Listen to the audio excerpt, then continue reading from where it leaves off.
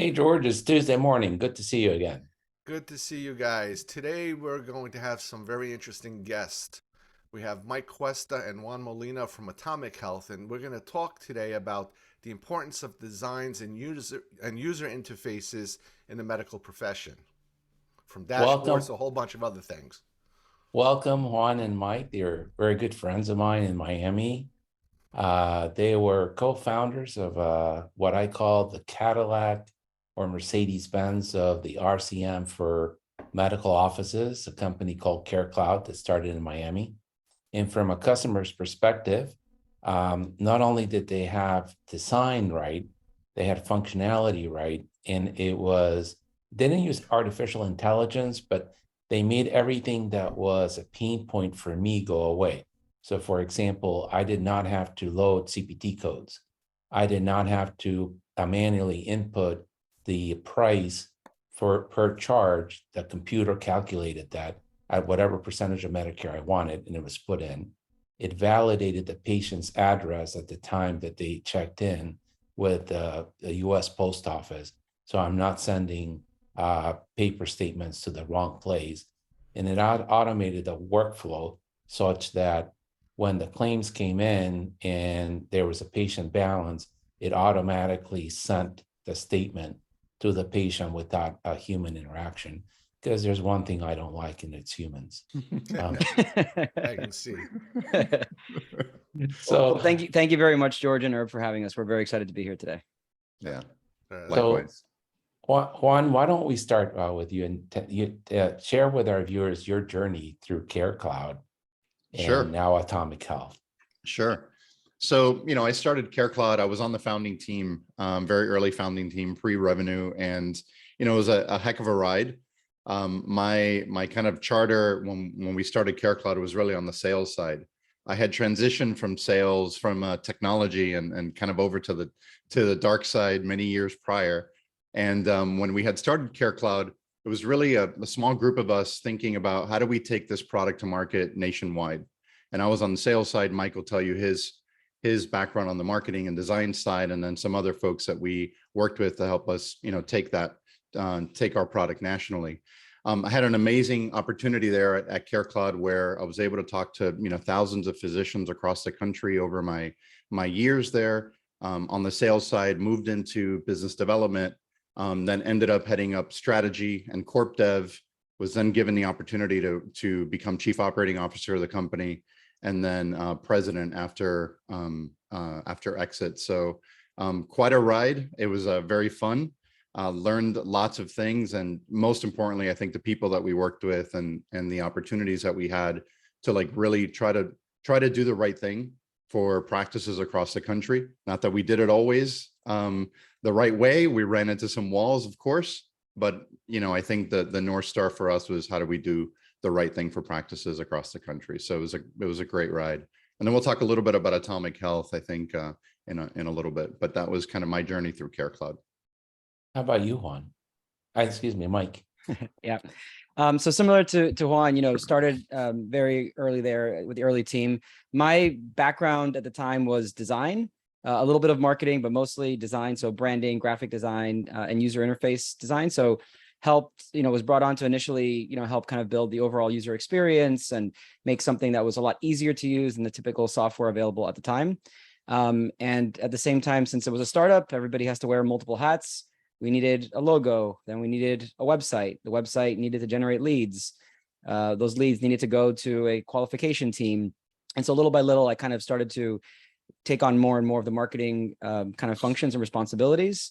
And so through our tenure there over 10, 11 years, kind of ultimately ended up running different teams on the design side, on the product management side, as well as ultimately leading the marketing function across PR, demand generation, lead gen, and product marketing, everything in between. So as Juan mentioned, learned a lot, grew a lot. It was a lot of ups, a lot of downs, as you would expect in any kind of startup environment. But at the center of a lot of what we did was really, focusing on our users, our customers, trying to build a world-class brand that was consistent throughout all the touch points from the first time you interacted with us all the way through to actually using our software. Really, we tried to kind of punch above our, where we were as a company always. And I think that the market really responded quite well to that. Yeah, one of the most fascinating things about CareCloud was its culture. So everybody seemed to be happy and friendly and based out of Miami. And when you came into the corporate office, everybody greeted you very nicely. But it was a tech company. So it was laid out like a tech company, rows and rows of desks where people collaborated with a circle outside with windows, with conference rooms where teams would meet on different topics. And as you were sitting there talking to Juan, somebody older than me, Cuban lady, would come around and give you some cafecitos. So it was a wonderful experience, That was our Miami flair coming through, Herb.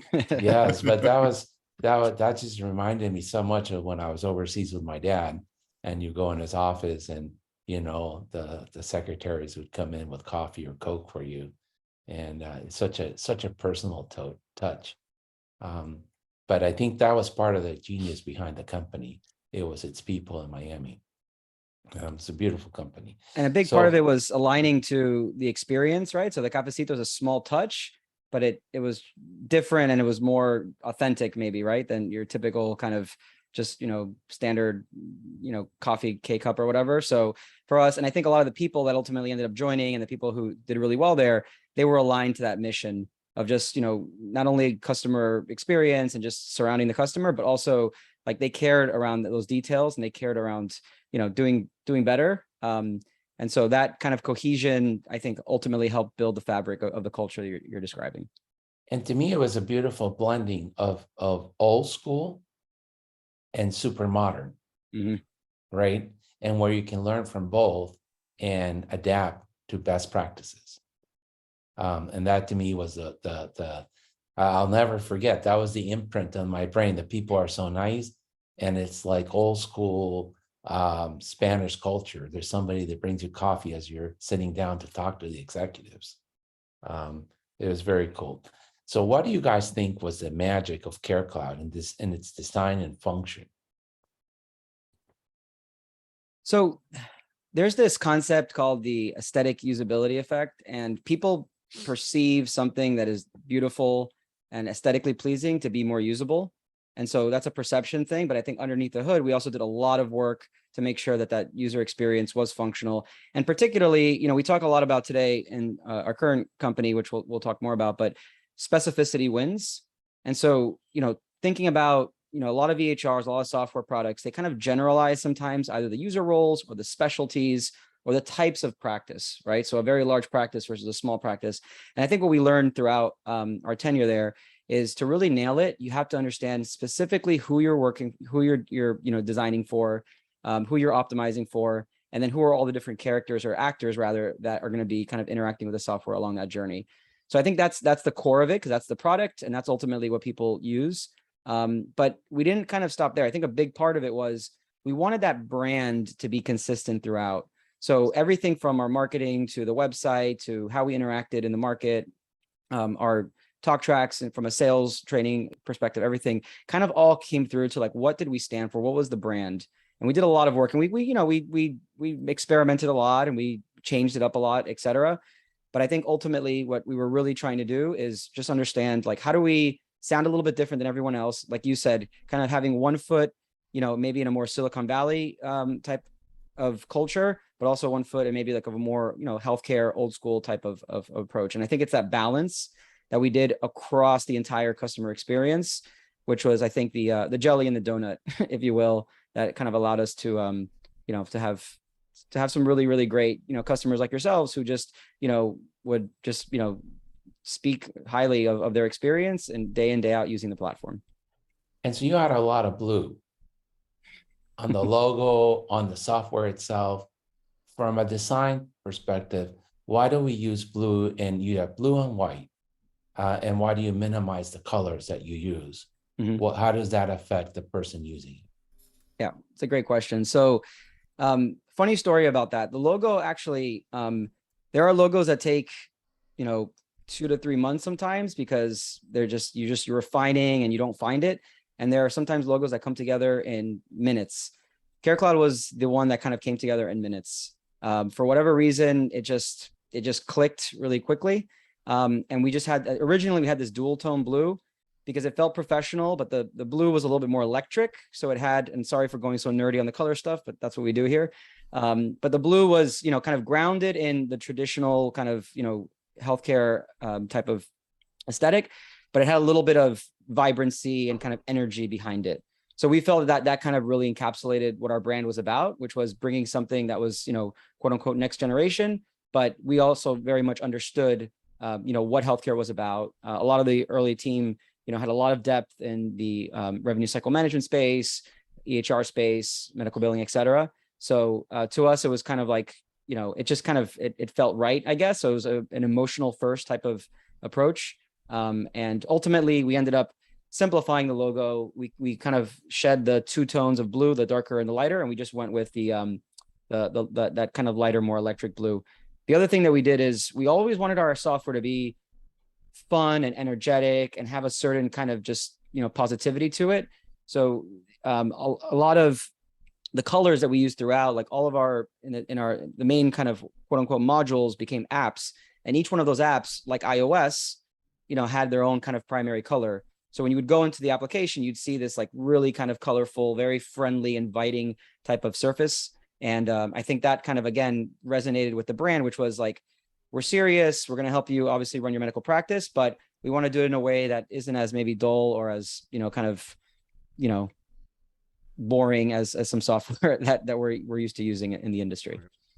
And Herb, at the end of the day, it was the combination, as Mike mentioned, alluded to, that kind of beautiful UX, right? That beautiful brand expression throughout, from your initial touch point all the way through the product and every customer touch point in between. But also, I think you touched on it. And just to go back to the cafecito, that lady was Mari, right? She's actually still there. And it was all about like bringing that human element to what we did, right? Because healthcare is all about that. So you can't just have an amazing technology platform, right, and just not have the human element, right? We see too much of that, I think, in healthcare. And what we were able to do was really kind of bring those two things together.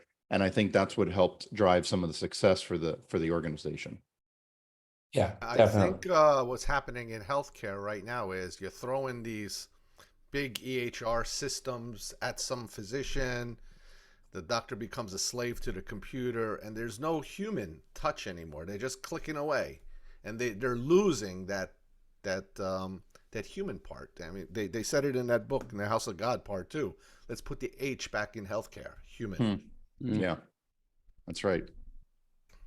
And so for our viewers are mostly pediatricians. So when you talk about UX, they make a funny face and have no clue what I'm talking about. So let's kind of generally talk about what UX is and how important user interface is in design of software and computer products. Yeah, so user experience is a broad kind of category of the processes, the methodologies, and even so sometimes like the culture of really designing things, holistically for the user. So understanding it's not just what the software looks like, but it's how do they interact with it? What are the, quote unquote jobs to be done? What are the goals that they want to accomplish through it? And then making sure that the software, follows that flow. So the way we do that today is, it all starts with the user, and it all starts again with getting very specific with who those personas are. So understanding not only is it the physician, but maybe it's the staff across the practice. Obviously the patient plays a part there. So it's all those folks going through what we call like a user journey and understanding what are the touch points along the way where they're interacting with software. And what we're doing is we're trying to envision what that looks like. We're trying to quickly sometimes either prototype or do what we call wireframes, which are very simple, rudimentary drawings of what the software could look like. And we want to very quickly validate that. So we want to get that in front of users. We want them to say, oh, that's great. I don't understand this. I'm confused. And then we're building it with engineering, typically we're partnering with an engineering organization. And along the way, we're either going back to the users to get feedback, or we're looking at analytics and data and saying, oh, look at the error rate, look at where they're getting stuck, look at where they're exiting the software, look at where all the customer complaints are coming in because they don't understand how to use this aspect. So ultimately, it's trying to empower the user to do their job better, faster. The thing that we talk about is our job as designers or as a design firm is not really to design more software. Oftentimes, it's harder to design less software, right? Because it's like you want to get your job done. You don't want to be necessarily just using software for software's sake. So for us, when we think about the UX, it's a pretty holistic view of ultimately, making the user the hero of our story. So I have to circle back about something you said there. I love Apple, but my Apple laptop probably has a million functions I never touch. Mm-hmm. This is not necessary. And that's one of the biggest problems with medical software. Mm-hmm. They keep adding and adding and adding. And it's like, I just need to record a simple sore throat, no antibiotics. Every other little box and button is just distracting me and exhausting me. And so, yes, I saw it when you were in CareCloud. You were minimalist about your approach. The buttons you needed to do the job, but not overwhelm the user. No one else does that. So Juan, Yep. George and I complain a lot about our colleagues. Physicians are not easy people to be friends with. So what was your journey in sales to physician like? Yeah, I mean, look, it's not easy to be a physician, especially nowadays, right? As I mentioned earlier, I've had the opportunity to talk to physicians across the country and probably every single state in the US. And, that really gives you a lot of interesting perspectives. I remember when I was a kid, I would go to the doctor, and the interaction between a physician and the patient at that time was very different than it is today. My mom would take me to the doctor, my stomach hurt. The doctor would say, okay, try this therapy, this treatment, maybe take some Pepto. And he would say, okay, your visit's $50. And my mom would pay the $50 or the $30 or whatever it was. And the interaction between the physician and the patient was just that. It was the physician and the patient. Now, in between that interaction, there are hundreds of other micro interactions that occur where everybody wants a piece of that pie, a piece of that $50, a piece of that $100. It's becoming more and more difficult for physicians to manage their practices, to cut through the noise, right? So I think in selling to doctors, having conversations with physicians, they're constantly inundated with like outside pressures, not even the realities of what it is to like build a medical practice, provide patient care, provide great patient care, actually bring that H back as you mentioned, right? So it's becoming, as I said, much more difficult to do. So in order to, I think, be successful there, you have to really have empathy for what their world looks like, right? And really try to, I don't think, unless you're a doctor, right? I think it's impossible to understand the real pressures of what that's like. But, at the end of the day, it's, if you want to market to them effectively, how do you like cut through that noise, and how do you really bring that value, to them that's not superficial, it's pretty deep, value, and help them understand like how can you actually make their lives better, right? You relate to me a story about a breakout moment in CareCloud's history, and I forget if it was a urologist that was very, very influential in the medical community in Miami that you talked to, and he said, I want the product, and then he started telling other doctors. Do you remember that story? It was probably 10 years ago. Yes, So, but you told me in your office that there was one physician. I think I know who you're talking about, and I think it may have been a cardiologist, Okay. or a urologist, and yeah, physicians are a very incredible kind of cohort of business people and just professionals, where they, you talked a little bit about how it's tough to be friends with doctors, or you talk about your colleagues, or you complain about your colleagues, but at the end of the day, you guys all and gals all kind of look at each other, right, as well. for professional advice or third-party edification, et cetera. And I remember at one point in time, a physician had, we were very early on in our journey and had adopted us, and we were still kind of working things through, but he really believed in the vision of what it is that we were accomplishing. We did an incredible job for him. And as it turns out, he was kind of an influential leader in his community, in the hospital system that he was at, and he just became an evangelist. And I think at the end of the day, what you want for any product that you're building in healthcare is, you want those evangelists, and the best way to do that is to just deliver a product that people love using on a daily, day-to-day basis, right? So- And design, in our opinion, plays a huge role in making that a reality. Now, why So do you think that- the EHRs that are out there in the hospital are missing this? What was the question? Why do you think the EHRs that are out in the hospital today, they're missing this? Why? It's a simple thing. How much time do we have on this podcast? Look, I think you're right. I think you're right, George, that they're missing it. Building an EHR is not easy. It's very hard. And it's a very complex industry, plagued with a lot of regulatory or there's lots of regulatory requirements. Oftentimes those regulatory requirements are the ones that are driving your roadmap as opposed to innovation driving your roadmap. But I think that it's getting better, little by little over time. Mhm.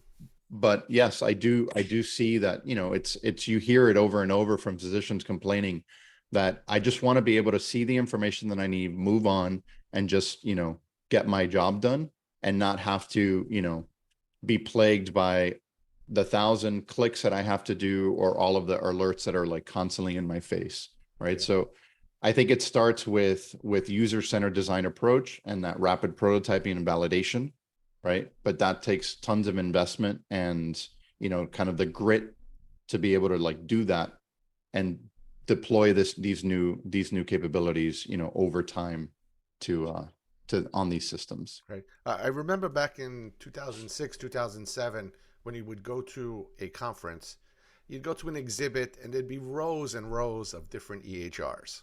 Mhm. All right. Smaller, bigger, medium sized, whatever. If you go down that same road today, there's 3 or 4 of the biggies. And I've personally been involved with an EHR that was like fantastic with touch screen, big buttons, easy to use. I could train a doctor in a day to be fully operational. Then what happened? They got stuck with all the regulatory stuff for meaningful use and for all that kind of stuff. So they put a lot of resources into that. They stopped with the innovation. And then some big fish came and swallowed them up into a big, clunky thing. I think that I compare that to like independent practices also. They did a really good job, but then they got stuck and then some system took them over. So I think the EHR industry is suffering of the same fate.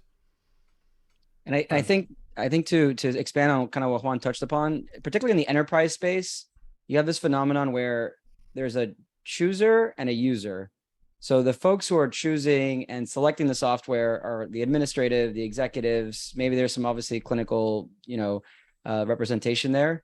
But versus a smaller practice where, if you're evaluating software for your own smaller practice, you might be saying, okay, well, I'm the chooser and the user. So I actually really, really care about the user experience. So it's a little bit of just the incentives have kind of, I think, been so divided, particularly in a large hospital system that has so many different requirements and business needs and all those kind of things. And unfortunately, the folks, the least and most important, the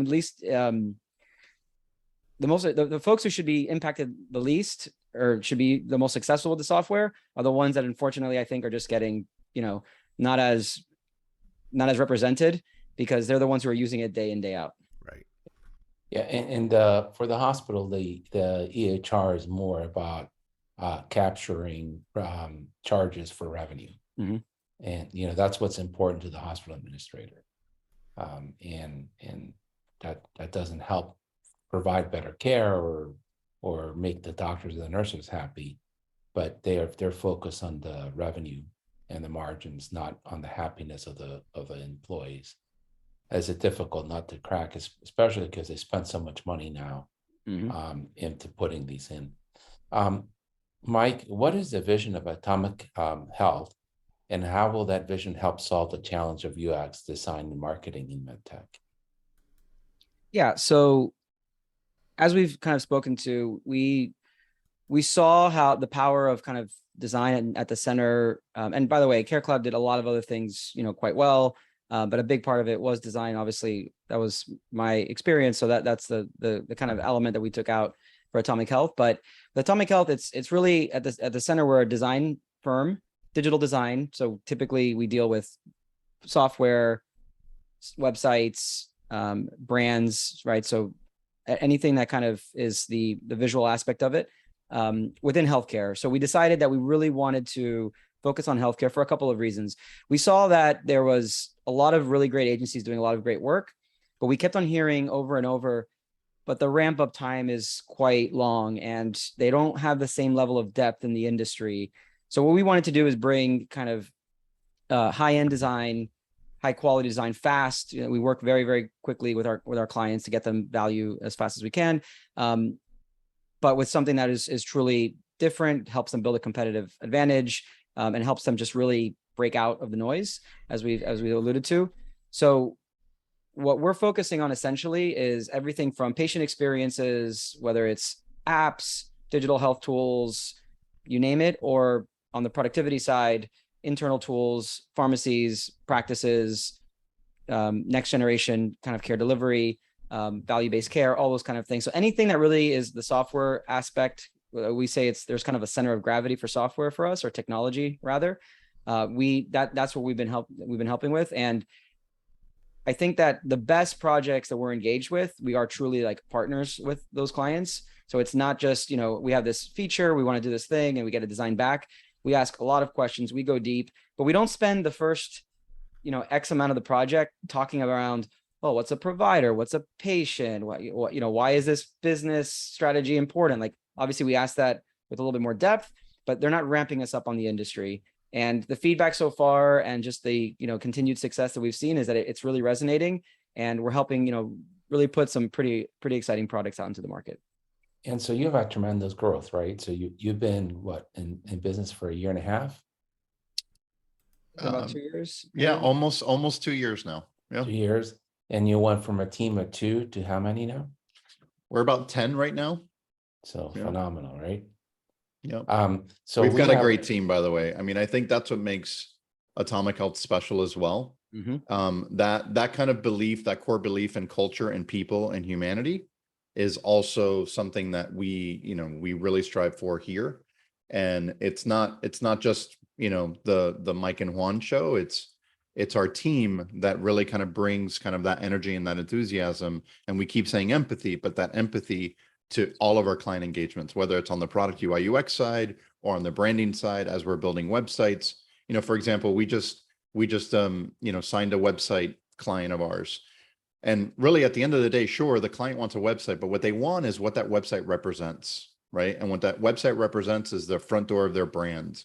It represents how they're going to, talk to themselves, to the outside world.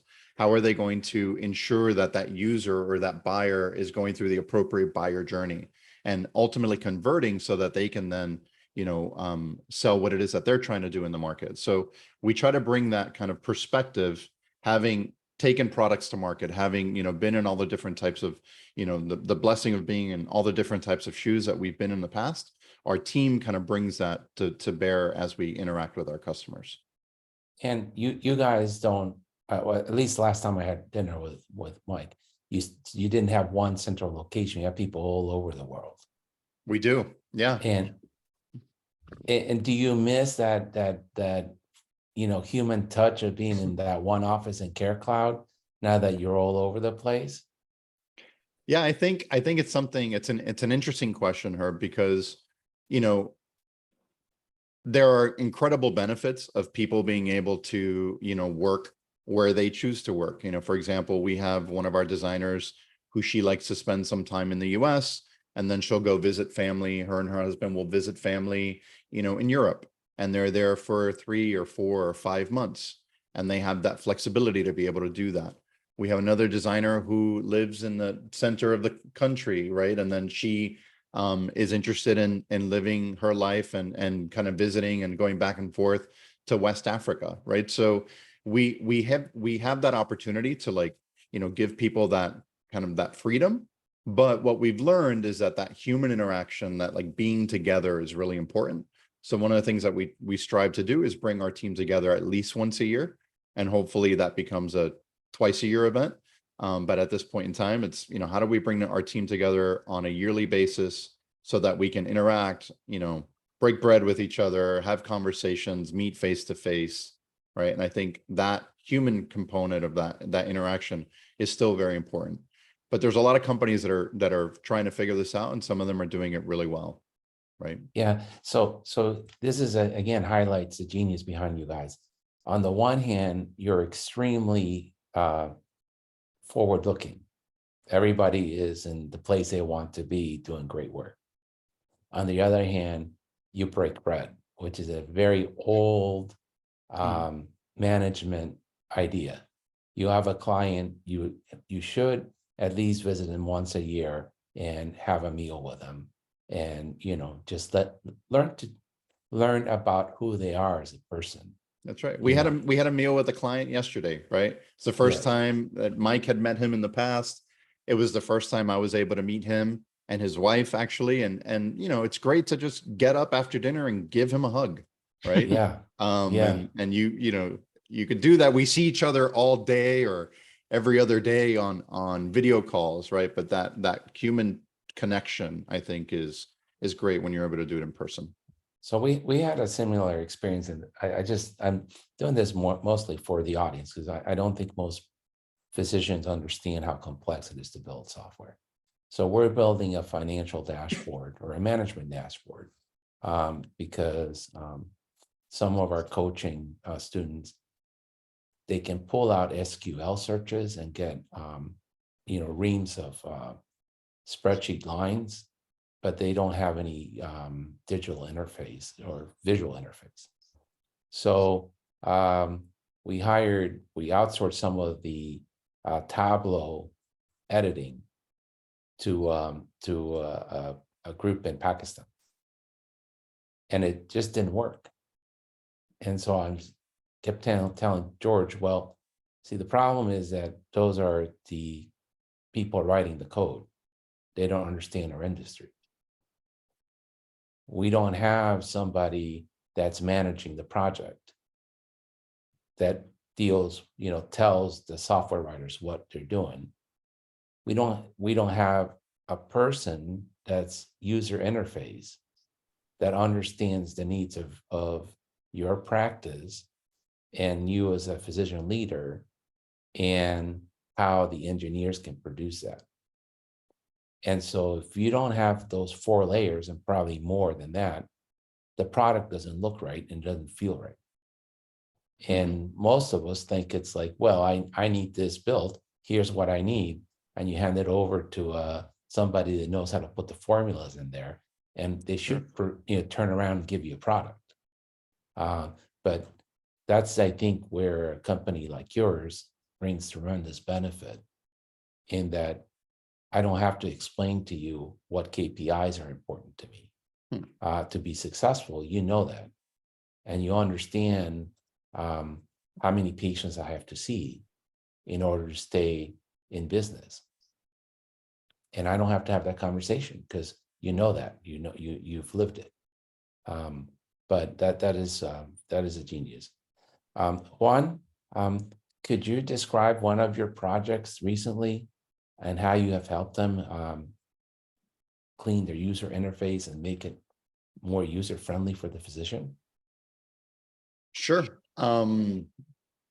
Well, I'll actually describe maybe what we've seen in, in great success with delivering product UI for our clients, right? And then, I can give an example of like why we think it's been successful specifically. So, I think any great software development or product development organization is working in this like trifecta, right? You've got to have, I think, very solid product management, the people that understand what the market needs, what the product needs to do, right? You can think about them as like SMEs, super SMEs of, subject matter experts of, the problem that they're trying to solve.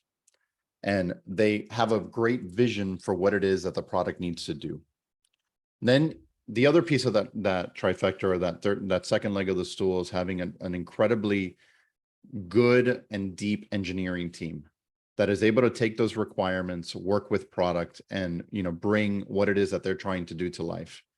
But I think that third leg of the stool, or that last part of that trifecta, is having a great design partner, whether it's internal designers, right, external. It's having a great design team, and having those three people, or those three organizations, right, or departments, however companies decide to classify them, working in unison with each other, right? So, and that's the design team taking the product's vision, and then thinking about it from a user experience perspective, or that UX perspective, right? And how might we make this a little better? Look, our designers would love to build tons of screens. It's fun, it's exciting, right? But I think Mike said it earlier. It's how do you build less? How do you get the information that you need to the user when they need it, how they need it, and as efficiently as possible.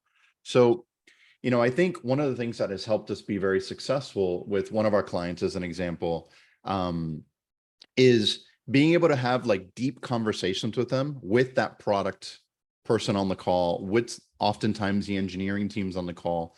And we're able to, because of the experience that we've had, we're able to kind of help see around the corner and say, okay, as we're thinking about this UI, this user interface that we're building, have you thought about the implication downstream or down the road around, for example, today we want to choose, the appropriate codes or the appropriate findings that you may want to be doing in your enterprise UX, but how is that going to downstream relate to billing?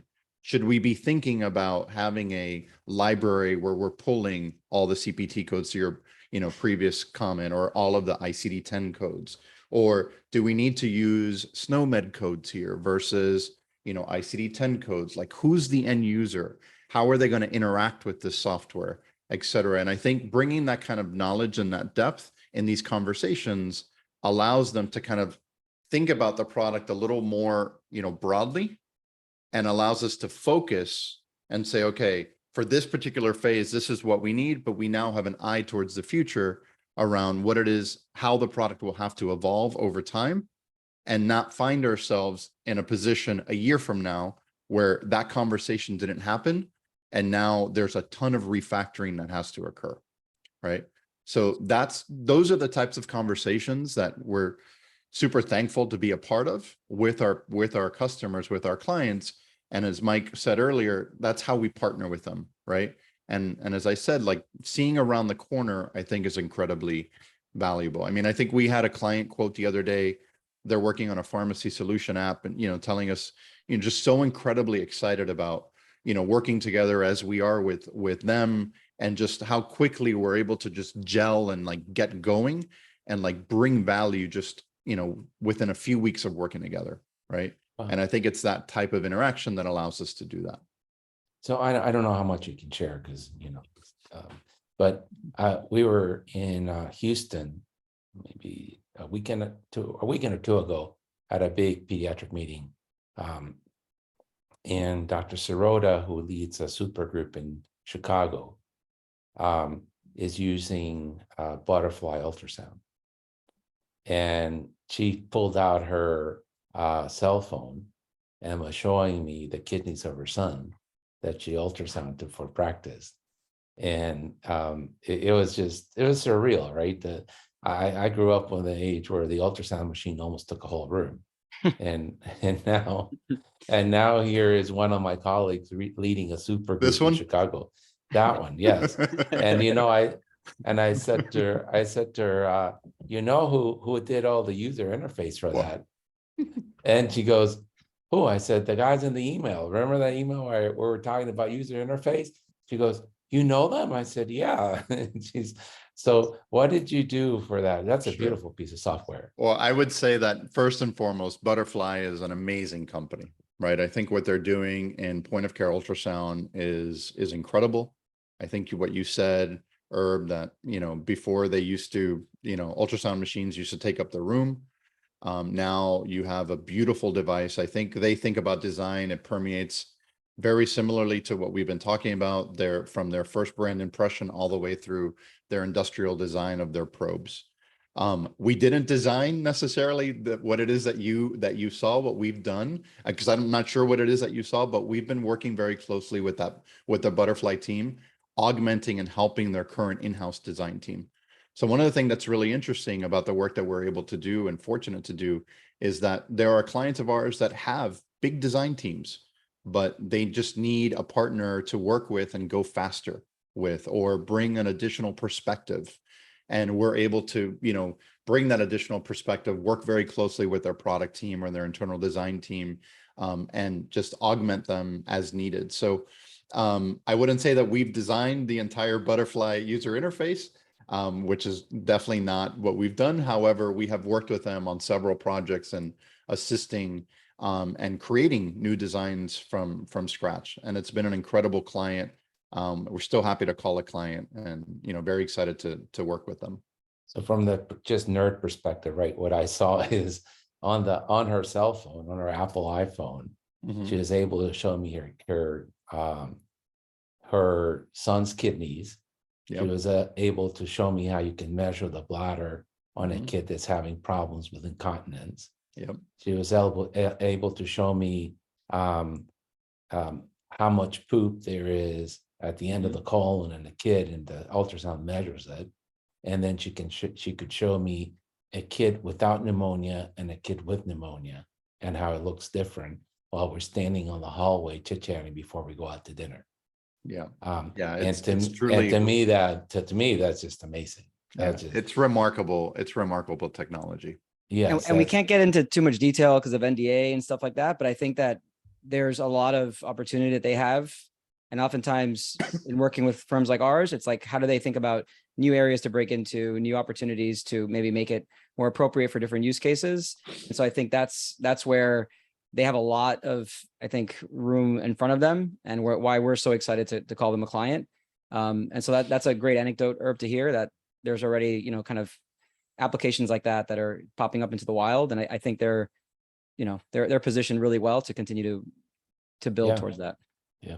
So Juan, can you describe your experience with design interface, for medical technologies? I mean, sorry, Mike. What role does user-centered design principles play in your work on Atomic.Health design and users interface for medical technologies? Yeah, I think we've covered a little bit of that, but what I'll want to push on a little bit is we kind of put a little bit of, not pressure, but we push clients towards that specificity. So, oftentimes, even so there's different dimensions. There's the users, there's the specialties, there's the business configurations. Those are all very different. And so sometimes it impacts your go-to-market, or sometimes it impacts your product. Ultimately, what we want to do is we want to see the world through the eyes of the people that we're designing for. And we want to quickly validate. So one of the things that we do is we build prototypes, clickable prototypes. So you were talking about the offshore team that was helping you build that dashboard. The cheapest way to actually fail with software is to just build a mockup, or a clickable mockup that you can kind of simulate what that software looks like, because you can get it in front of a real user. You can have them try to use it. You can catch either usability issues or just, I don't understand at all what I'm looking at. And then once you validate that, then you can hand something over to engineering, and they're already building something that has been kind of put through the ringer. Other things that we do is we'll take, for instance, a mobile app that we're building for seniors, kind of as part of maybe a Medicare Advantage type of program. And so, I think, so before I go into that, just a philosophical thing, I think as healthcare continues to be this massive industry, and, George, you were talking about how you used to have, all these EHRs, and now there's so few in the market. I think that similarly, outside of EHRs and every other aspect of medical care, you have all these different solutions that are coming into the market. So the specificity is starting to really shine, right? So you have practices that are focusing on, this specific condition, or startups that are doing, okay, I'm going to go tackle, this particular user in a hospital, et cetera. So it's all these kind of really, really focused folks, going towards these like very edge specific use cases. And so going back to the Medicare Advantage aspect, or the senior kind of usability, we would essentially design a software for them that is very easy to use, very, kind of focus on what they care about. In many ways, it's pretty powerful, but we make it so that, somebody can just kind of pick it up and use it. The fonts maybe are a little bit easier to see. It respects a lot of the accessibility kind of principles, much more front and center. But we can show that instead of having to build all of that through engineering and then get it to market and then say, there has this issue X, Y, and Z, you can just do it through a very clickable prototype. We kind of do it in person. We ask them a series of questions, and they're giving us real-time feedback on, I love this.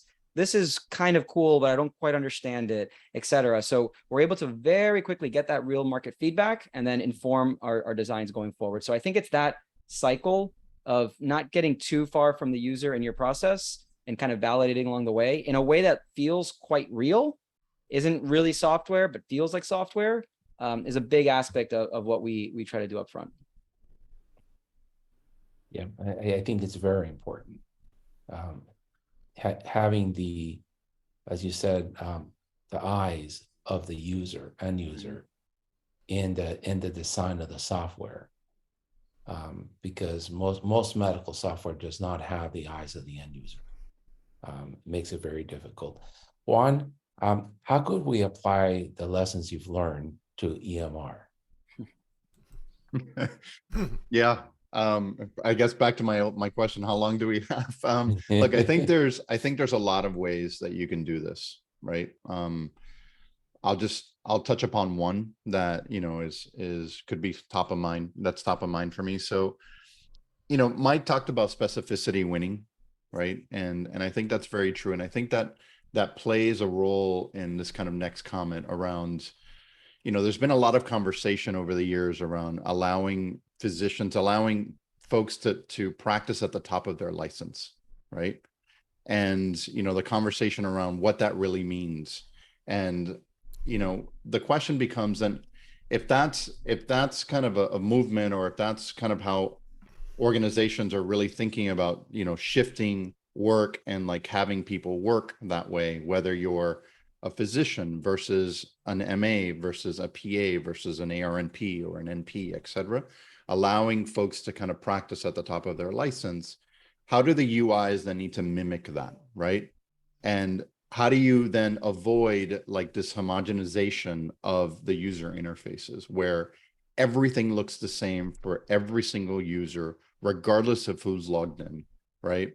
How can we now kind of peel back the onion and say, okay, what do physicians in a value-based care organization that are taking risk contracts, what do they need to see? What does an MA that is at a non-value-based or non-risk contract bearing entity need to see, right? As an example. So like, how do you actually drive the user interface to allow the physician or that end user to have the data that they need when they need it to take action on that data as they're in front of the patient, right?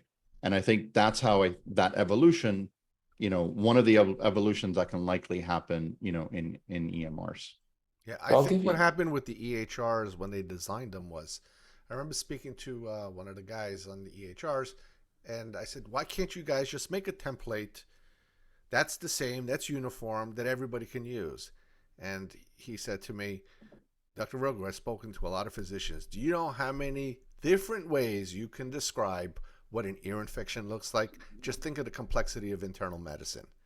One guy wants it red, one with a little bit of red, one a lot of red, with a light reflex, with a this or that. So they wanted to give the physician everything that they could possibly want through customization. It's the customization and the individuality that made it really complicated. And that's why you have in the hospital systems, the big EHRs, everybody has a different screen. So if you get stuck, you can't even ask your colleague, well, how do you fix this? Because my screen looks different than yours. That's right. That's right. Yeah. And I think fundamentally what occurred with EHRs is that, you know, we took paper charts and digitized them. Yes. Right. And we built the systems to live in a world that was a fee-for-service world. So the systems were all designed to drop a claim, to submit a claim, rather than to drive better clinical workflows. Right. So I think, and there's a, much broader conversation that we can have on that. Maybe that's another podcast, but I think that's fundamentally part of the challenges are that the chassis for a lot of these systems need to be rethought. Right. But that's very difficult to do when they're heavily entrenched inside organizations that have spent hundreds of millions of dollars to deploy them. And it's easier said than done. I And think a that's a lot of these problem. big companies, you have to destroy their entire infrastructure, architecture, and start from scratch. And that's Right. why I do some consulting work for some companies where they're doing things. They had asked them, aren't you a little bit late for the game? It says, no, we're building it from scratch with new technology, interfaces, and we're going to be better than what those guys were. We're going to take all their mistakes and not make them. So I'm sure, yes, yeah, but like our regional health systems and Nova Health Systems, and I like them. I'm not saying they're not a good hospital. I don't know how much they spent to put Epic into their they I think they lease it as a enterprise level, but they're not going to dump Epic and start anew. It's just financially and manpower, it's just something they're not going to be able to do. But from the user perspective, I use a product that I don't like very much, ECW. And when I had my urgent care and I ran my urgent care, I had nurses who just called the parent when the urine culture was negative, the throat culture was negative. They thought the kid had Lyme and the Lyme test came back negative. And I just had a protocol, all these negative tests, these 5-10 negative tests. If they're negative, there's nothing for me to do. Call the parent, let them know they're negative, and send a copy to their primary care physician. We're done. You can't do that with an ECW. I have to click off and sign off on every negative result. And I really don't want to see any more negative throat cultures or negative urine cultures. There's nothing I'm going to do with it. That's not working the top of my license. And on top of it is a box this little that I can barely read. And when I do get a report from a consultant, I have to click on 3 screens to get on the screen the paper thing, the PDF. And it's like, I would have just been done if this was in paper and I could have seen what the consultant said, highlighted it, and written down in 2 words what I need to do with this kid when I see him the next time. And those are the kind of simple fixes that they could do if they wanted to, but they don't get done. And that's what frustrates doctors so much. I was going to ask Juan about something I've been reading and listening to, and I think Dr. Munish also alluded to this in one of our podcasts, is the idea that because the current EMR is so expensive to implement and so labor intensive, that the next wave, due to the FHIR standard, is going to be overlays, like, if you will, a browser that connects to your EMR system that actually has this functionality. And there's some companies that are already doing this, like a Bridge or DeepScribe, where they use natural language processing and AI to filter the conversation and put in the right filters. What do you think that's the future, Juan? So I don't know if it's the future. I do think there's hope there, right? I think, look, we touched a little bit on this, which was a lot of these systems are heavily entrenched and they're very expensive, right? And and George, you mentioned, ripping them out is like not a thing, right? That you're not going to be able to do that, or fundamentally, re-architect them. So if that's the constraint, if the constraint is you can't fundamentally re-architect them, it's too expensive, and you can't rip them out of the system that you spent $100 million implementing, what's another option? Well, another option is potentially an overlay option that is in essence either an overlay for a better UX experience or a better user experience for the end user, in this case, maybe a physician, where at the end of the day is if the EHR just becomes in essence a database of clinical terminology or clinical findings, and I have an overlay that's sitting on top of it that allows me to do my work, that could be really interesting. Companies like Abridge, and you mentioned, DeepScribe are doing something similar to that. They're applying NLP, but there may be other opportunities for these overlays to, like I said, help on the UX side or help on the data visualization side for end users, right? What is my risk stratification score? What's my risk score for this particular patient, right? What are all the comorbidities that are occurring for this particular patient? What are the HEDIS measures for this particular patient, right? How do I understand what's happening? And maybe there's a little bit of a swivel chair approach, right? Or it's an overlay that's sitting on top of my my EHR that is either browser based or not, right? So I think it's an interesting thing for us to continue to watch. But I do think thinking of the constraint that exists, as we mentioned, if that we do believe that those are constraints, this may be a way to kind of overcome some of those challenges. And to add on top of that, to a point you made earlier in the podcast, as more and more people are on managed care value-based contracts, the data you need to see is different than when you were in the fee-for-service side. Sure. And many practices are still mostly fee-for-service, some valued, which makes it even more complex to have the right data in front of you. Sure.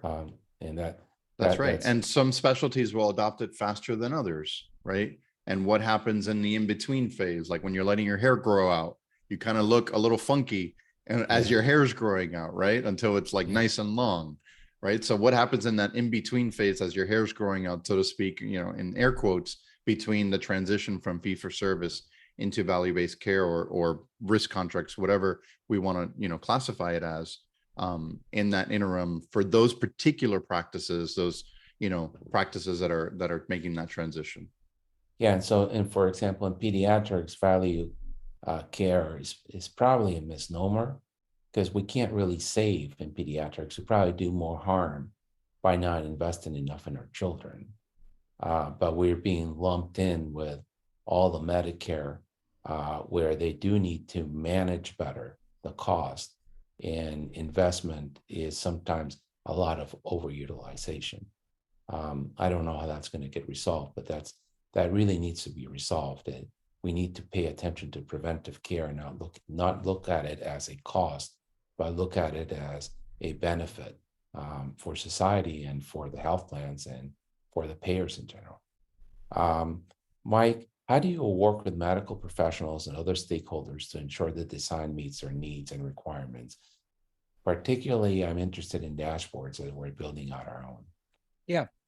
So I think we talked a little bit about the prototyping, but I think if we take a step back, I think it's understanding, obviously, like really understanding like what they're trying to accomplish. And we talk a lot about like vision or intuition over data. So what that means is people will tell you what they want, but we're trying to really kind of listen and understand what are they really trying to get out of it. And then also understanding where folks want to interact with the technology. So when people think of dashboard, maybe immediately you think of a browser-based view or like a Tableau, which is on a desktop, but maybe it's an email report that comes to you daily. Maybe it's a mobile app where you can just kind of quickly pull it up and it's giving you like notifications, in a more real-time fashion. And so again, like it's that intimacy with the user, understanding like how am I going to really, empower them with what we call is like the job to be done. So like the thing that they're actually trying to accomplish, really feeling that we understand that, and then listening to the requirement, but maybe saying, okay, I think that's what they think they need, but I think what they would be really excited if they saw this. And again, we can do that cheaply because we can kind of very quickly just, sketch something up in a mock-up, show it to them and say like, does this help you? And then from there, you'll understand, okay, maybe we need to drill in more, right? So the idea with the dashboard is obviously like bringing your KPIs forward and helping to understand like do you need to take action within a given, metric? Is it trending in the wrong way, et cetera? Do I need to refocus my energy and my efforts in a certain aspect of my practice because it's not as healthy as I would like it to be? So the idea is that what are those, like, the simplest ways to alert the user to make a decision, in the way that, doesn't eat up as more time than it needs to, so it doesn't kind of like overstay its welcome. And I think, again, validating quickly, and then once we can kind of go through some scenarios and like, wow, this would be really powerful if I had this, then we can then work with engineering. And the big thing also is nobody wants to build a bunch of software that doesn't work. And so we try to really de-scope as much as we can along the way, to get out kind of what we call like the minimum viable product, or in some instances, the minimum lovable product, something that, you really love, but it doesn't have every bell and whistle, but it incrementally and categorically changes that category of your life. And then, yes, we know you want this feature. Yes, we know it'd be great if you could do that. Though that's great, but let's get this first thing out the door. Let's get it in use and see if, it's moving the needle, and then we can kind of expand. And that helps us, limit exposure, limit risk, and ultimately move faster to the intended goal. So let me go back a little bit, because I think you made some very, very important points.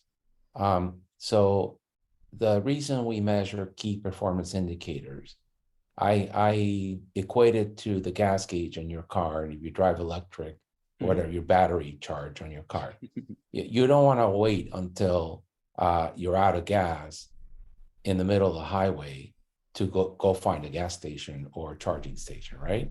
Yeah, So the key performance indicator. So the key performance indicator tells you how much gas is in the car. And it's only of value if it's an actionable piece of data. So you're in the yellow on gas, means you got about 3 to 5 miles of gasoline in that car. You better quickly find a gas station, fill it up. If it's not actionable data, that key performance indicator is of absolutely no use to me, right? And so to me, from a management perspective, what data visualization does and measuring key performance indicators is it allows the executive to focus their teams on goal setting and hold them accountable, much like a coach would. On, I need days in AR to be at 25. My billing team is at 75. That's unacceptable. Now, there's some billing manager, that's your problem. Figure out how you're going to solve that and break it down to each, lower rung under that. But if you can't achieve this in 90 days, then I got to look where I can outsource this so it's done right. And it's actionable, it's fair. I'm showing you what I want. I'm setting a limit in time, and I'm measuring, every week to see if we're improving or not. And to me, that's the importance of data, is being able to translate it into actions that daily improve my organization in a fair way, with humanity, with compassion to the people that, are subject to these rules, because companies are not democracies. I'm a partner and I'm a managing partner. I'm going to set the tone for the company. It's just the way it is. But I want it to be fair. I want people to be able to succeed or move on to a place where they can succeed. But I think that's the importance of this data visualization tools. But you know what's interesting with the data visualization stuff? Yes. All the data is in the EHR. You can easily run a report and get a pretty spreadsheet and do your analysis. But the problem is, you need to have an MBA to figure it out. It's not and a lot of doctors need pictures and colors. And a lot of time. And a lot of time, yeah. Because, for a practice like yours, it's 30, 35, 40,000 of lines on a report. It's so difficult to make, heads or tails of 40,000 lines on a spreadsheet with 20 rows. Just very difficult. So Juan, CareCloud did a wonderful job of already having key performance indicators for the practice built in. And you did what Mike said too. you could set up reports that could go to different levels.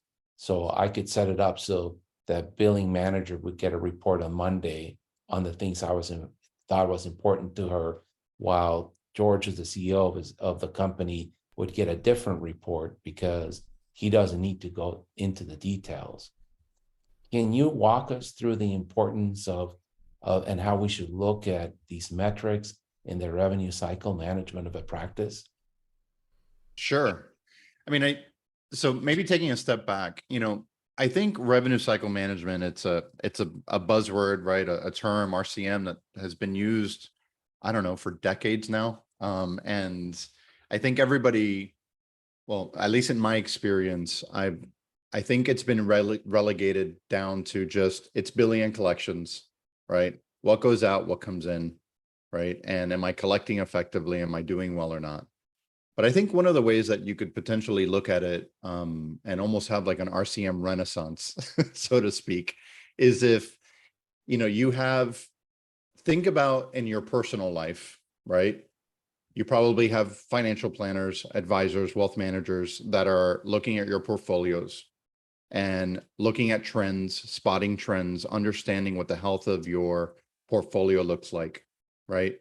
So I think one of the things that physicians would greatly benefit from is that if the mind shift was, all right, I'm going to treat this the same way that I treat my wealth advisor, right? And my portfolio manager, and understand, okay, are there specific trends that I can spot and really dig in deep on what are some of these KPIs, but more specifically, what do they mean to me? Like, what are they actually trying to tell me?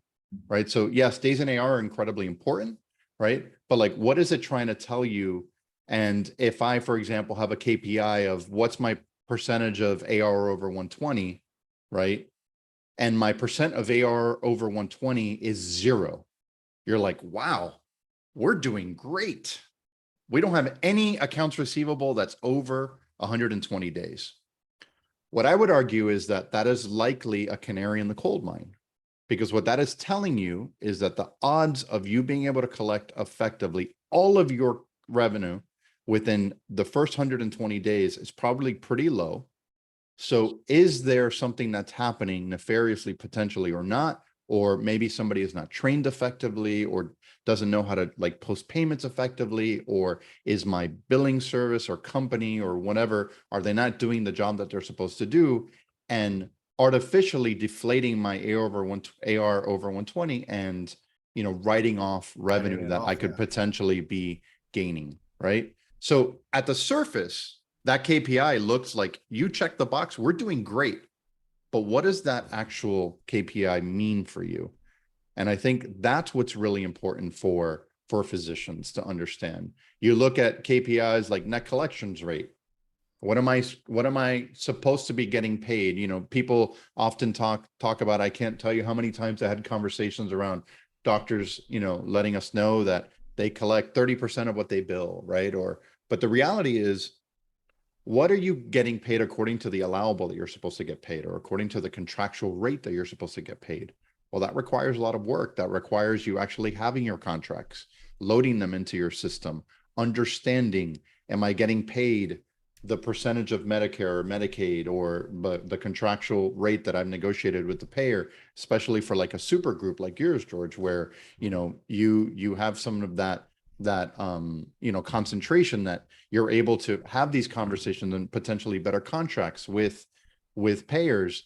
Like, are we actually getting paid for the work that we've done and coming together, right? What am I getting paid, as a percentage of my contract, right? My first pass resolution rate, what am I getting paid on every claim that I submit the first time? Okay, great. But what about the second time I submit it? My second pass resolution rate. So once I submit a claim the first time, what percentage of those claims are paid? Once I submit it the second time, what percentage of those claims are paid?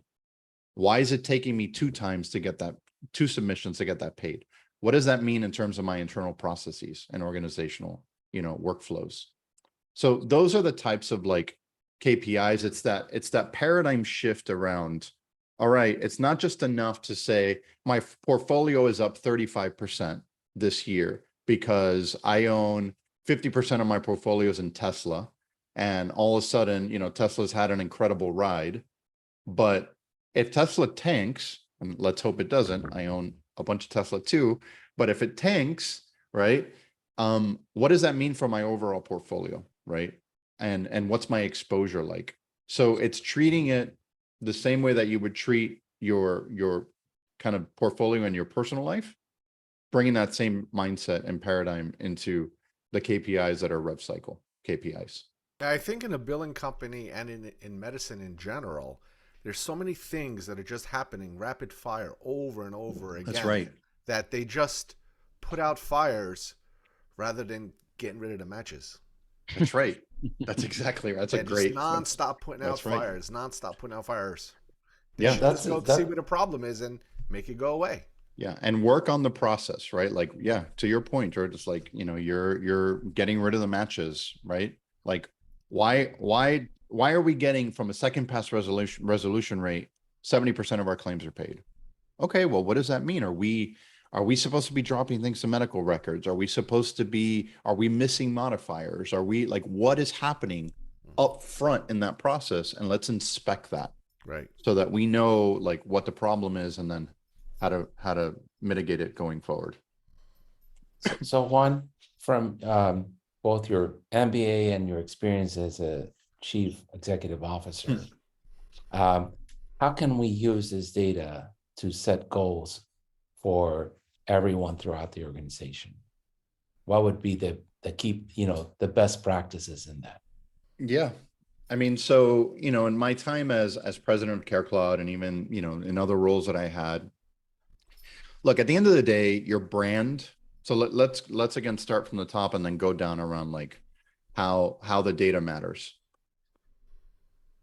A brand is nothing more than a promise, right? In Atomic.Health stands for, building beautiful UI in healthcare, or delivering, exceptional brands to the healthcare community, whether digital health or healthcare IT companies. That's our brand promise. So does everybody, for example, if I think about, our team, does everybody know what your North Star is? Like, what is it that you want to do? So in the CareCloud days, what is it that we wanted to accomplish? What was our place in the market, right? So what was truly our North Star? And then it doesn't matter if, a couple of executives know what the North Star is, or the head of strategy knows what it is, but nobody else knows what it is. So how do you ensure that everybody knows what it is? And then does each individual person understand how they personally can contribute to that North Star? Are they equipped to be able to do it? Will they be successful? Are they set up for success personally in their job? And then does the team around them in their functional area, are they equipped to work cohesively as a unit to achieve that North Star? And then what are the goals? How do we measure that success? What are the KPIs that will measure what we mean by North Star? Like, if we want to be known as, do we want to have great NPS score, net promoter scores, client satisfaction rates? Is revenue a goal for us? Is churn, how many clients are we losing on a quarter by quarter basis or on a year over year basis? Does everybody understand what those measurable goals are, what those goals and KPIs are, and how often is it being reported? And is it transparent to the organization whether you're meeting those goals or not meeting those goals, right? I think if you focus on that, I think the revenue follows, right? I think companies that focus on revenue first, I think miss that, right? Or companies that focus on exit first, miss those fundamentals around how do you set the right tone? How do you set the right culture? Does everybody know what the North Star is? Does everybody know how to achieve it? Does everybody know what it means to achieve it? And can they get there, right? That statement that I always use, Herb, if you do good medicine, then the money will follow. If you follow the money like hospitals do, you'll never do good medicine. Amen. That's right. That's right. Exactly right. Simple. And are you living up to your brand promise, right? At the end of the day. Yeah. So culture and mission and vision and your values are the foundation. And then you have to set a framework, right? You have to Yes. set a framework of how people operate within that culture. And Yes. just, I remember back in my sales days when we were leading, I was leading a sales team, we would have people all the time just say, just have them cold call more, just cold call more, right? Well, maybe that person doesn't know how to cold call. Maybe they've never cold called before. They don't know what to say on the phone. They don't know what the script should be. They don't know how to deal with, no, the doctor's not available at the moment, right? Just saying go do X doesn't mean that they can go do X. Right. Teaching them how to do X allows them to go do that, right? Right. So as a chief executive, I think you have to have great leaders that are under you, right? That are ensuring that their teams are equipped for success and driving towards that North Star always. And it was very interesting, Herb. All that stuff that you mentioned, Juan, I learned that stuff at the MBA program, not in the medical school program. That's Right. amazing. Right. They should teach that in medical school. Yeah, but they have Oh, the executive MBAs for physicians now. Yeah. But Yeah. not a lot of them, take it, unfortunately. But but I think no. the MBA programs for physicians was eye-opening to me. Absolutely. But I think a lot of these concepts should be taught in medical schools because by default, physicians end up being leaders of teams. Mhm. And to lead a team, you must understand how to set goals, how to empower your team to meet those goals, and how to have the right process in place, how to measure, and unfortunately, sometimes how to ask some people to get out of the team because they don't fit in that team. Sure. Right. But we're not taught in that in medical school, and yet we're all often asked to lead the team. I have just one. I've changed the name for venture capital and PE and private equity because they kind of bother me in the medical space right now. I mean, we get very worried about this, what I call now short-term capital, where people are just, and for those that don't understand how VC and PE work, they basically gamble. They make investments in 20 companies, and they hope that one of those companies is a Google or a Lyft or an Uber, and the other 19 can die. That's the name of the game. And they put timelines on it, 5 to 10 years, and they're out. Well, the problem is that as a physician practice, especially in pediatrics, our timeline is not 5 years, and we don't do growth. We don't, Apple sells more phones and they get rewarded for that.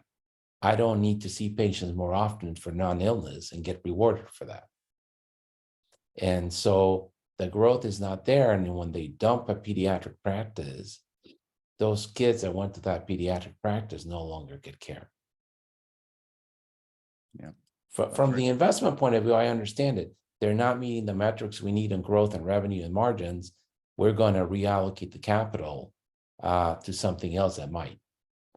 But I think it's a model that is probably not very well suited for medical practices. Do you think I'm wrong in that?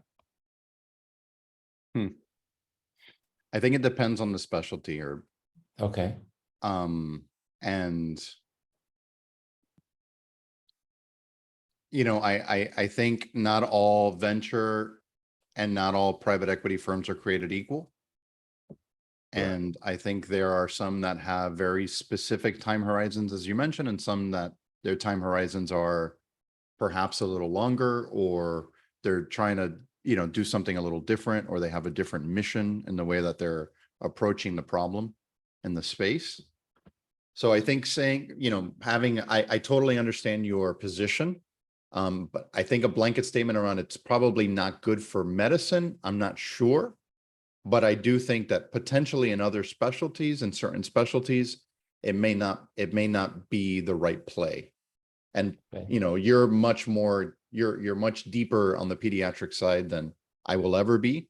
So, I will definitely, take your lead on it. Probably does not make sense in pediatrics, but in some other specialties, it may make sense.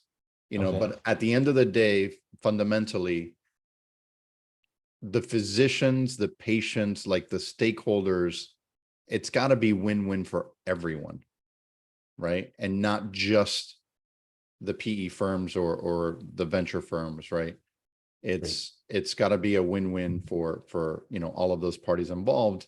And at the end of the day, does it drive the outcomes, the experiences, and make it better for the end user, right? Ultimately the patient, and then the physician.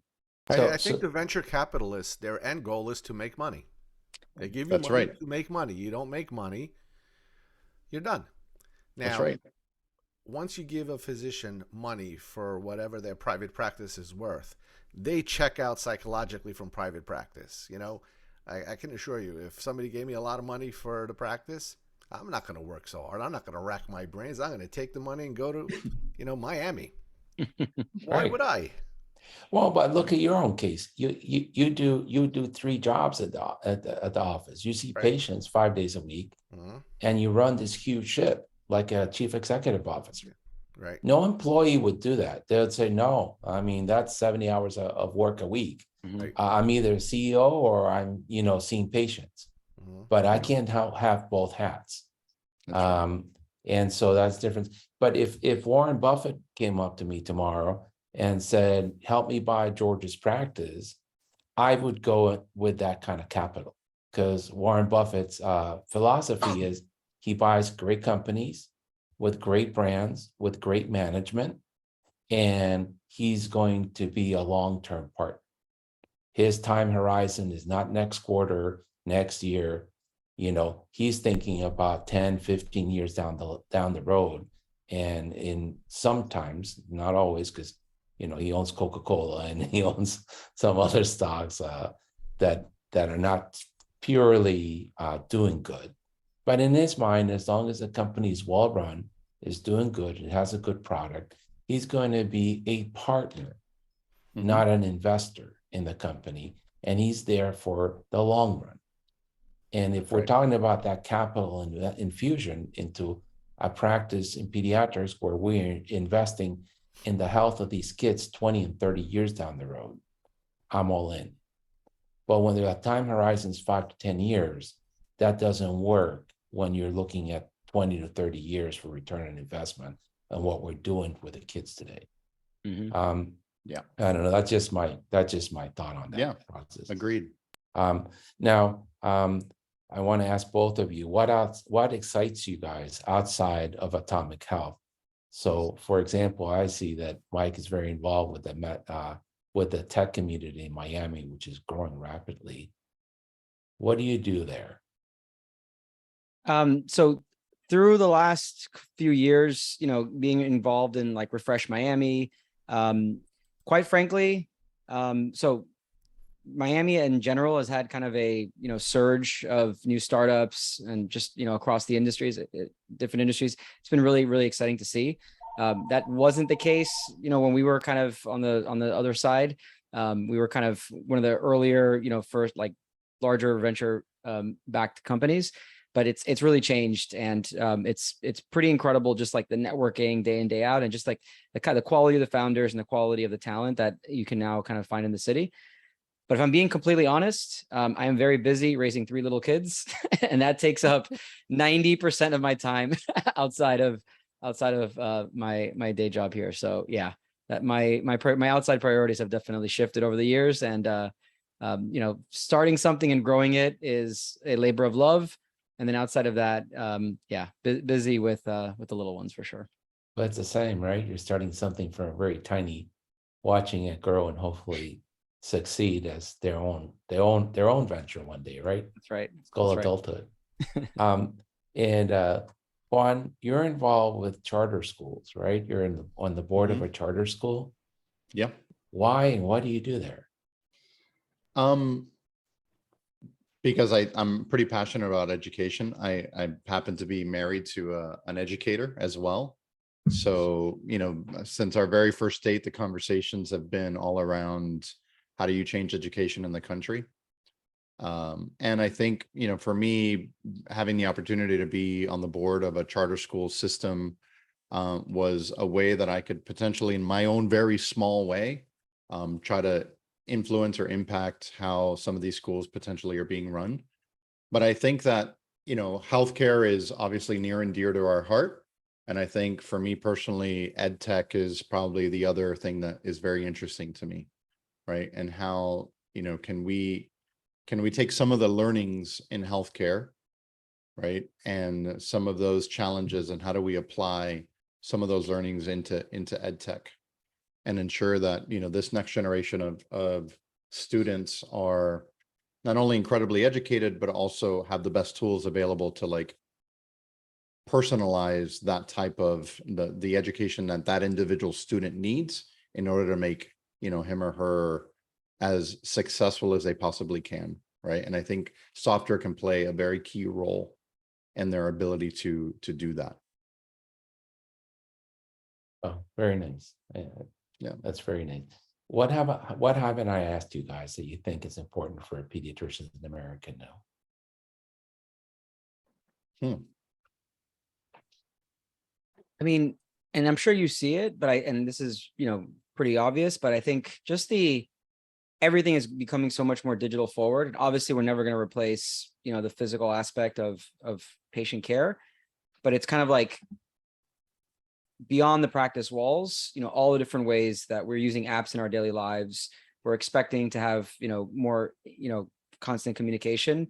I don't think that's going to change. I think it continue. We see it in the startups that are kind of chasing, all those different, either super early on the triage side or downstream on the patient engagement and kind of digital therapy side. So I think that to like a lot of what we talk about is like what is the patient journey going to continue to look like? Again, that relationship with the physician, I think is really the center of it all, but it's at the periphery, all these other elements that are starting to come online. We used to talk about I grew up, my father was a physician. He's retired now, but so I grew up in a medical practice, and, you used to be able to get an ad in the yellow pages or have a listing in the yellow pages, and you would get patients that way. Now, if you're a patient and you're driving on the highway, let alone looking on your phone, there's this telehealth app here, and there's this new startup here that's trying to, create a relationship now to, give you kind of remote care for your infants or whatever it is. So I think for physicians, there's just a lot more, for lack of a better term, competition potentially. And so I think it's understanding like, how do patients want to stay engaged? How do they want to be connected? Obviously, your time is beyond limited, so that doesn't make that equation easier. But I do think that there is an expectation continually on the consumer side where they want to engage, and they want to, understand around your practice digitally. So whether it's online reviews, social media, whatever it is, right? Just like that online presence, I think it continues to be a part of the equation.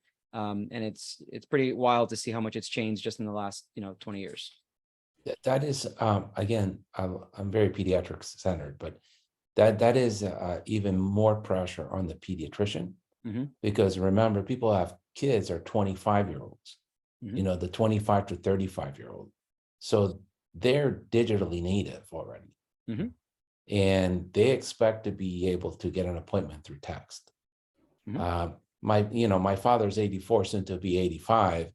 He'd rather call and have the conversation with the front desk attendant, right? And I'd rather just be able to get it through an email. But every, the pediatrician faces that pressure sooner because the person that brings your patient in is younger, and it's always younger. They're always 25 to 35. And we age, but they don't. The parents are younger people, because that's when you have kids. Yeah. And Herb, I think, if I'm a pediatrician listening to this, I'm like, okay, how do I do that? Right? Like what's the plan? Right. So, I mean, I think one of the ways to think about this is we've got to take the time out of our busy schedules, right? Mike and I do this to strategize and to plan on the business and like understand, okay, where is it that we want to go, right? What is it that we want to accomplish? How are we forecasting this? Where are our growth levers? Which ones are we going to pull? How do we market that? So one of the ways to potentially think about this from a pediatrician's perspective is, what's my digital strategy? Let me map out all of my digital touch points that exist today or that should exist that don't exist. How does a patient get a hold of me via phone? How do they get a hold of me, via email, via text message? How do I interact with them digitally? What's my website footprint? What's my social media footprint? What's my digital strategy, right? And then put a plan in action. And it's not something that needs to, you don't have to boil the ocean, and you can start small and you can go step by step and say, okay, you know what, I'm going to tackle this quarter. I'm going to tackle, my text messaging strategy, right? And what is that going to look like? And the following quarter, I'm going to tackle my, fill in the blank, my, social media strategy, et cetera. But it's like purposeful, thoughtful, intentional, planning and strategy building that I think, can definitely help practices today, especially pediatricians whose patients, or particularly the parents of those patients, are expecting this digital first, as you mentioned, experience. Absolutely. And how do you hold them accountable? You guys hold each other accountable, right?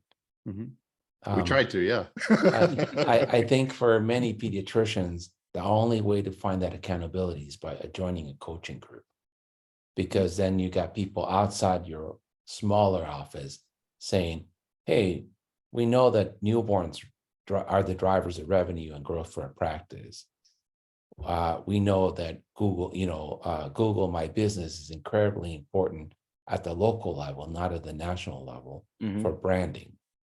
We know that we can put a campaign on targeted to newborns and women that are pregnant at a hyper local level, targeting the best rated OB-GYNs, so that when that mother's in the OB-GYN's office, or mom-to-be is in the OB-GYN office that's most popular on Google, I'm geofencing that ad to the hours that they're open, so that it clicks on their cell phone while they're in their waiting room.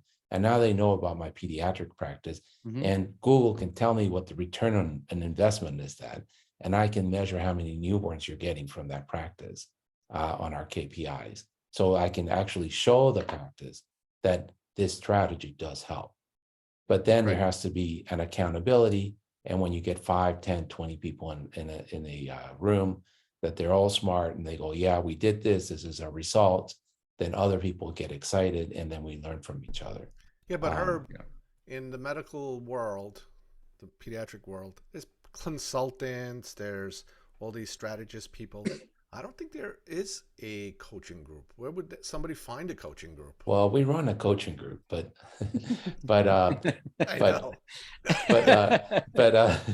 and we try. I've been trying to set up some mastermind groups too, because I think it's badly needed, like a mastermind in med tech with people that are doing different things. Because it's these conversations are very important and they're very in depth. You need people that come at the problem from different perspectives, so that we can come up with really good solutions. And that doesn't happen if you don't have people like Juan and Mike and you and Manish and Carrie and Susan. All these people have different perspectives that, when you put it all together in one room, really can come up some great solutions for their own individual businesses. But anyhow, and it's not hard, right? It's not hard. I mean, what the doctors do is much harder. That's right. And just like, when you strategized on how the heck you were going to pass the MCAT, you figured it out. And then how you were going to go through medical school, you figured that out. And then your residency, all of that's like much harder. The work you all do is much, much harder. It just takes planning, right? And intentionality behind it. Yes. Well, I got to ask you, what company or project are we going to build together? It's always in my dream to be part of your team. Yeah, we got some things cooking. So okay, so we're focused here, at Atomic.Health, and I think we're having a blast. Where our clients are, we're super blessed to have just some incredible roster of clients that we're working on. But Herb, we've got your number, and George, we'll get yours. And, maybe one day that'll be in the cards. I really hope so. Well, I want to thank you both for your generosity and with your time today. It's always a joy to chat with you, and I Likewise. think at the end of March or March 23rd, I think we'll be down with Nicholas Children's CME event. So I'm hoping Oh, cool. the four of us can It's a sit. great organization. I love it. They do a great CME. And it's going to be in Coral Gables this year. Cool. But I'm hoping we can sit down to dinner and break bread and change our world together. Sounds good. Sounds like a plan. Thank you for your time. Thank you so Thank you much. both. Don't leave yet for a second. George, can we